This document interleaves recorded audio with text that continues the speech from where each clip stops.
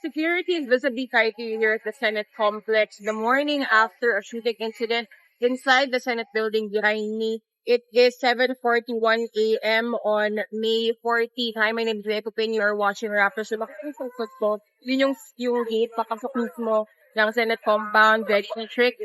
Yung Senate security, hindi ka makakapasok. In fact, yung media, dito kami sa labas ngayon kasi naghihintay pa daw sila ng clearance kung makakapasok ba kami. The context of this all, of course, is that Senator Ronald De La Rosa, the former chief of the Philippine National Police and implementer of Rodrigo Duterte, the former president's bloody drug war, is still inside the Senate compound. At least that's what his allies, his lawyers have told media. They also actually posted pictures on social media showing the senator, the former PNP chief, still inside the Senate premises. Why is he inside? Kasi the Senate has vowed to protect him in the amid the issuance of an arrest warrant by the International Criminal Court over his role in that bloody drug war. So just to have an idea of where I am right now, to my left, merong mga police, crowd control police na naka-standby. Kanina pa sila dyan actually, pero they went into formation earlier. Naka-standby sila lahat doon. And then to my right, the sound that you're hearing is actually music that's blasting from a makeshift stage. Nagagather ngayon yung mga supporters ni former President Rodrigo Duterte and Vice President Sara Duterte and Senator Ronald De La Rosa.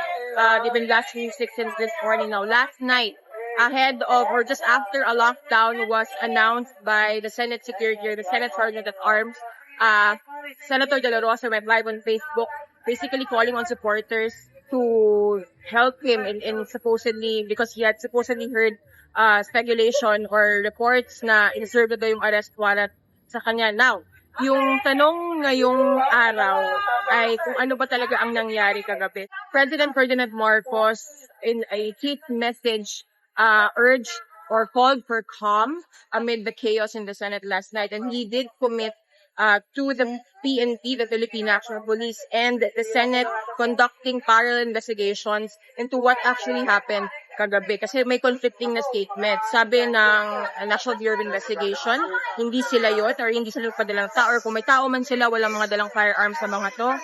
Sabi rin ng PNP, hindi tao nila yung napapudok or nag-release ng any shots last night. President Marcos himself has said shots were not fired from the government. He also said there are no orders to arrest Senator De La Rosa, at least coming from government. Obviously, na pa mag-implement ng isang arrest warrant. Amid the chaos, there was allegations na NBI yung mga unang nabatok.